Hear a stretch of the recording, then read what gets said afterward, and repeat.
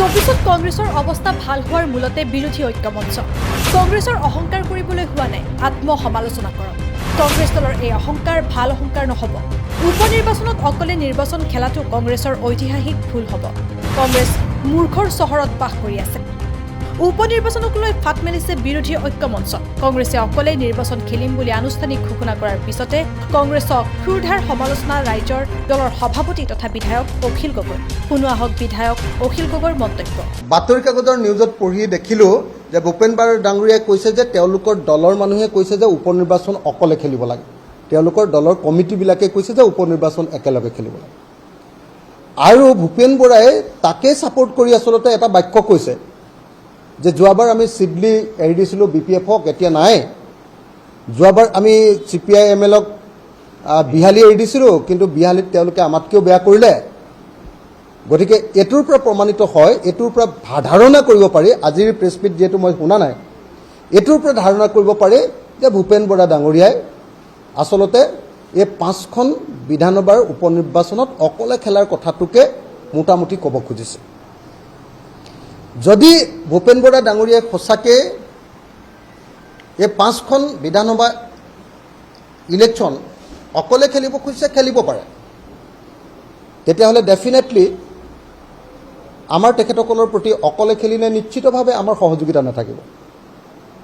কিন্তু ভূপেন বৰাৰ কাৰণে ডাঙৰ সুযোগ আছিলে কংগ্ৰেছ দলৰ কাৰণে বিশেষ সুযোগ আছিলে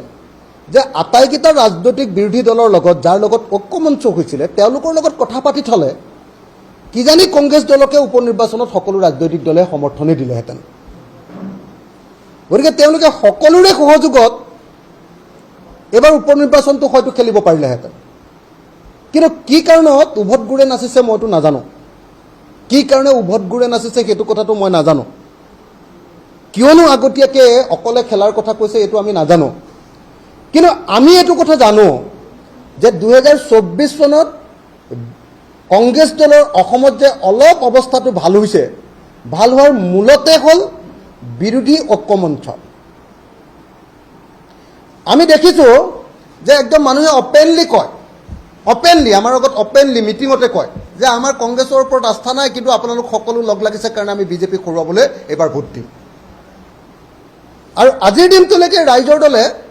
উপনিৰ্বাচন খেলিব নে নেখেলিব এই সিদ্ধান্ত লোৱাই নাই এই সিদ্ধান্ত আজিলৈকে লোৱাই নাই কংগ্ৰেছে কথাবিলাক বুজি লোৱা দৰকাৰ অহংকাৰ কৰিব এতিয়াই হোৱা নাই আকৌ আমি সকলোৱে মিলিজুলি বিজেপিক হৰুৱাব লাগিব বিজেপিক হৰুৱাটো আমাৰ পবিত্ৰ কৰ্তব্য বিজেপিক যদি আমি পৰাজিত কৰিব নোৱাৰোঁ অসম কোনোপধ্যে নাবাচে যে 2024 চনত আমাৰ বিৰোধীৰ প্ৰতি যিটো মানুহৰ ভাল ভাৱ আহিছে এইটো ঐক্যবদ্ধ হোৱাৰ কাৰণে আহিছে আমি একলগ হৈ নিৰ্বাচন খেলাৰ কাৰণে আমাৰ প্ৰতি সকলোৰে মনোভাৱ ভাল হৈছে এটা বিজেপিৰ বিৰুদ্ধে লাহে লাহে অসমৰ মানুহে অৱস্থান লৈছে